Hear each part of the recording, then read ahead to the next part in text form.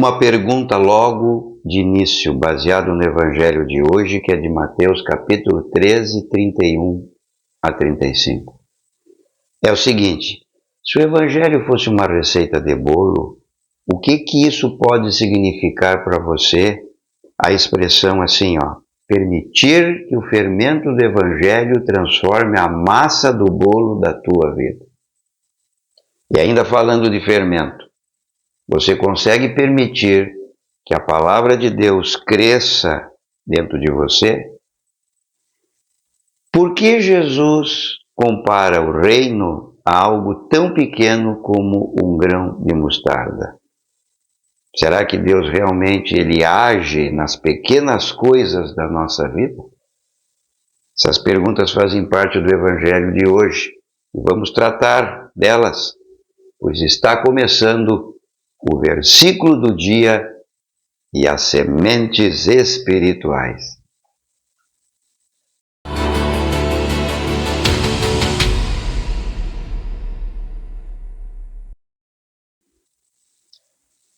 Olá, irmãos e irmãs, em Cristo, estamos iniciando mais um versículo do dia e as nossas sementes espirituais. Hoje, segunda-feira, dia 27 de julho, a liturgia nos apresenta o Evangelho de Mateus, capítulo 13, versículo de 31 a 35. Mateus 13, 31, 35.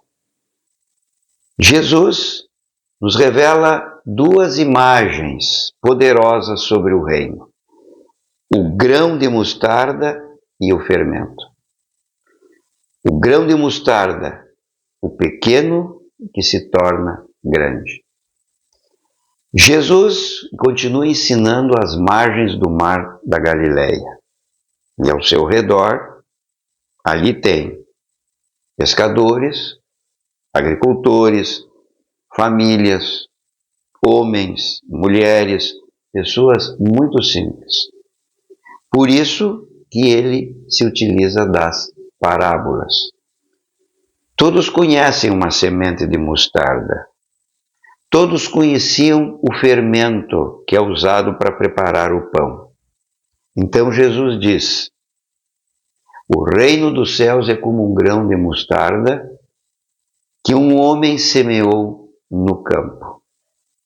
E ele diz também que Jesus escolhe a menor das sementes cultivadas na Palestina para mostrar que o reino começa pequeno, quase invisível, mas ele cresce de uma forma espantosa.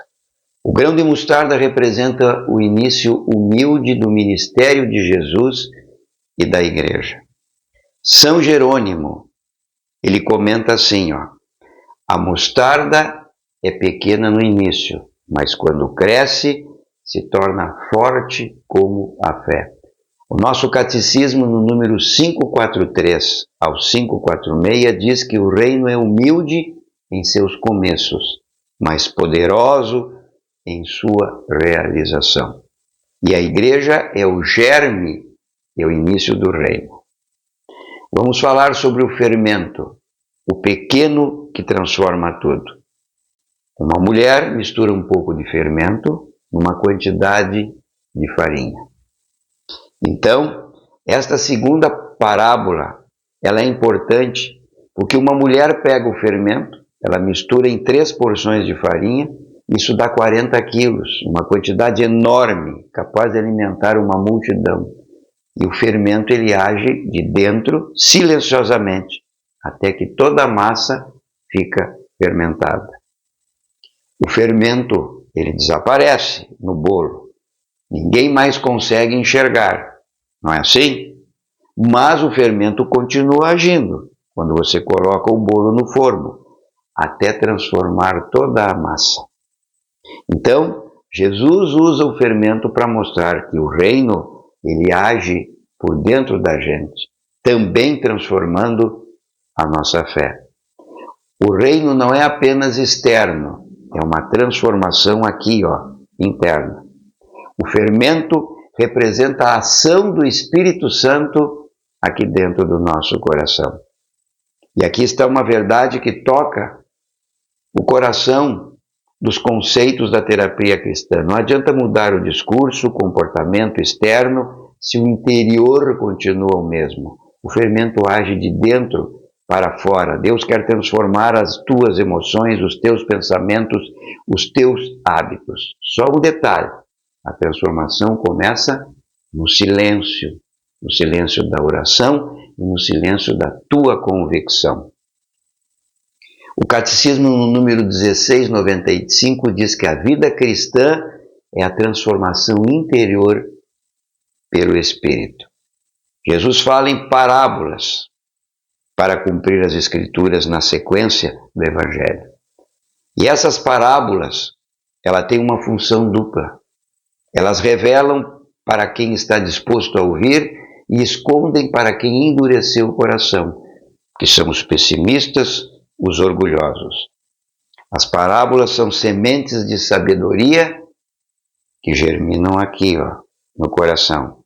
São revelações, ou seja, são dicas preciosas para quem deseja prosseguir na vida.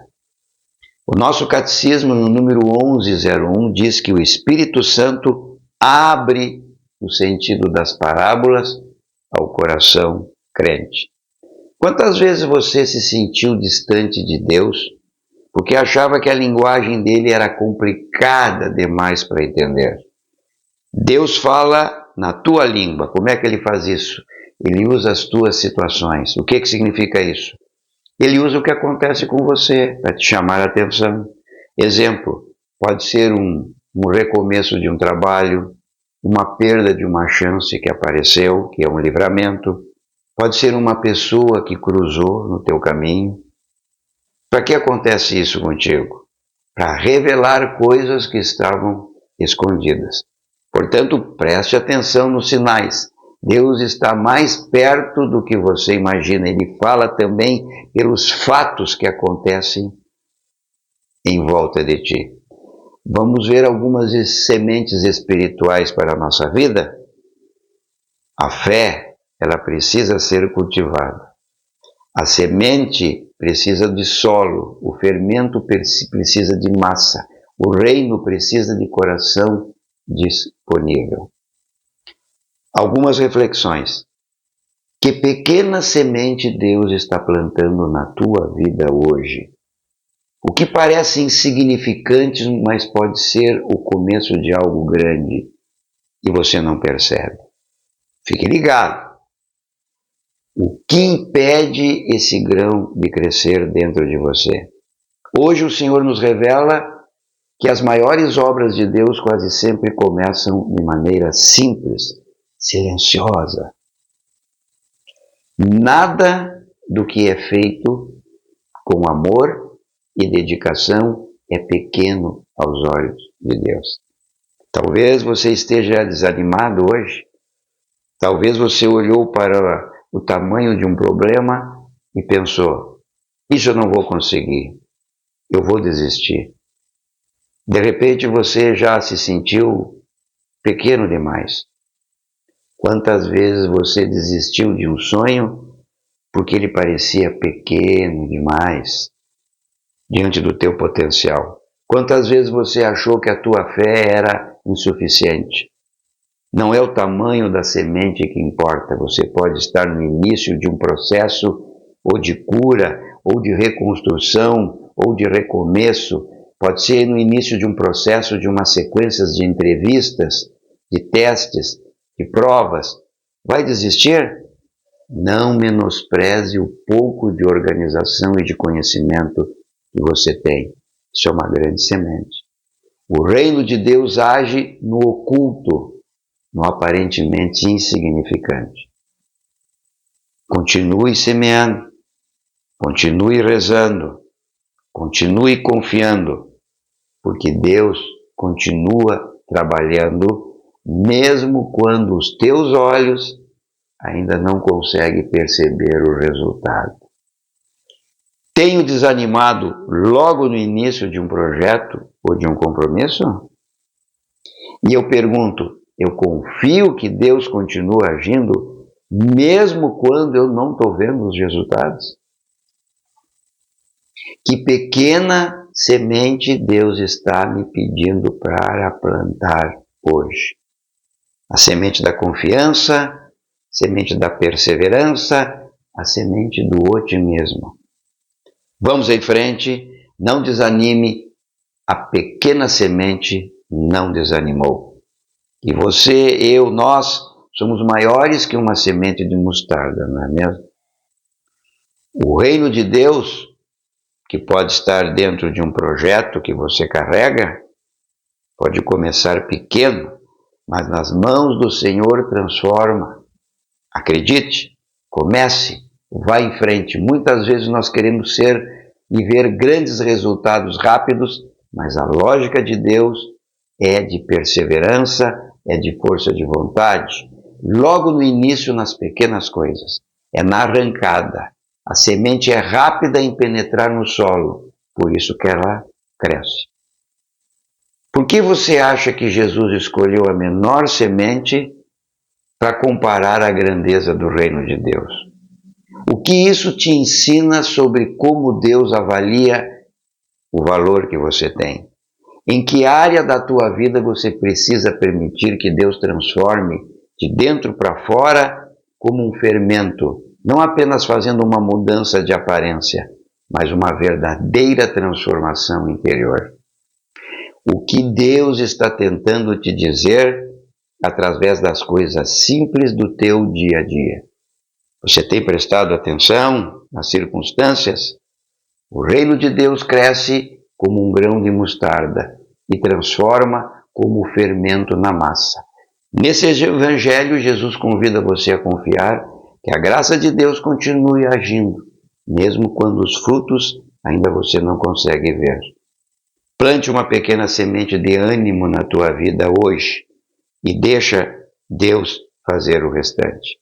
Se essa mensagem tocou o teu coração, compartilhe com alguém que precisa ouvir. Não despreza os pequenos começos. Um bom dia nos dê o Senhor.